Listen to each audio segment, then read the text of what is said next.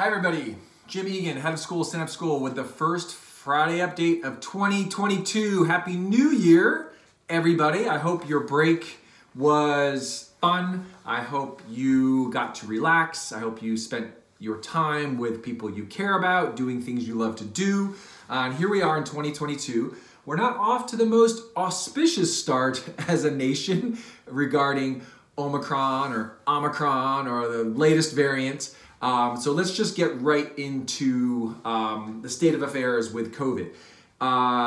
We are testing every day, you know that. We are doing everything that we can do to stay open. We secured our supply of tests well in advance. We anticipated this. We saw it coming. So we're going to do our best to stay open, and we are open. Some have asked me, what are the numbers? How many positives are there? This is what we know. Since during break, December 23rd, I think is the date, we've had 17 COVID positives, right? We had none today, it's Friday, we had one yesterday, so that's good. So we've had 17 scattered over a couple weeks. And you think about it, we've got close to 300 kids and about another 70 to 100 adults that we're testing. I want to thank Deanna for really leading the charge on this, and all those that are helping. Sophie at the front, Liz T as well. They're just continuing to do an incredible job. So we've been testing a long time. We know how to do it. We're also reading the same reports that many of you are reading around antigen tests. Are they sensitive enough to catch the virus early enough? We get it. We know that. We're going to use the tools we have. Some have asked, can we go back to Q? So we still have the Q readers. I love the Q, but it's not that simple, right? Q, the cost of Q is not insignificant. It is extreme. 1. 2, sourcing Q is difficult. 3, customer service at Q is a little bit wonky, right? Ask Deanna about this. 4, Q's not perfect. We have a number of parents who've experienced false positives and false negatives with Q. So it's not so simple. As you can see, I can tell you no school has tested as much as we have in the Bay Area, that's for sure. No school is testing every day that I know of. I don't care if it's a 6-12, K-12, pre-K-5, what have you.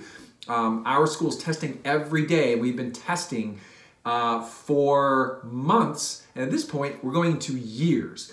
And that leads me to some really good news that will be in the newsletter, so please read the newsletter regarding our research. So in 2020 and 2021, when we started all this, we partnered with Stanford and their teams of epidemiologists and people in public health, as well as pediatric infectious disease. And we did a school-wide research project. Most of you know this, and it was about COVID-19 mitigation strategies in schools. How do you run a school in a pandemic?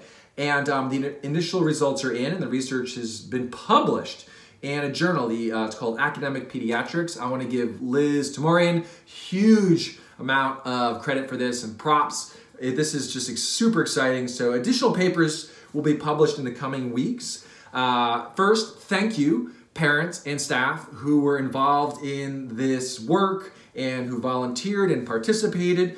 Second, this is what a lab school does, right? And third, this is why we exist, because we are that lab school. We are going to question everything. We are going to partner with the best minds that are out there. And we're going to challenge assumptions and ask novel questions and important questions to try to solve problems, gain some information, and then share it. That's what you do at a lab school. That's why we're all here at Synapse. That's the point. Whether it's around COVID, whether it's around teaching, whether it's around learning, we are going to look at it and work like a lab school. That's why we're in existence. That's why you are a part of us. That's why you love us, parents and teachers. Okay, so back to sort of operating January 2022 in Omicron.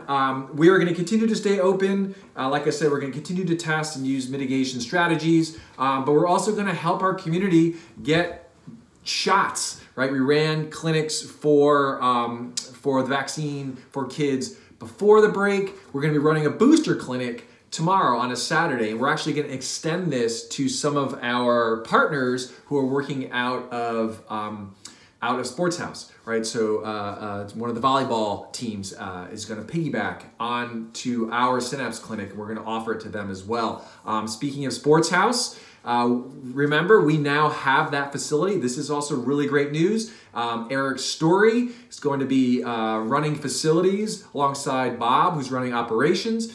And he will be really a point person on that facility, and more news will come up and come out regarding Sports House and that facility, and now that is part of our campus, right? We've doubled our footprint. This is really exciting.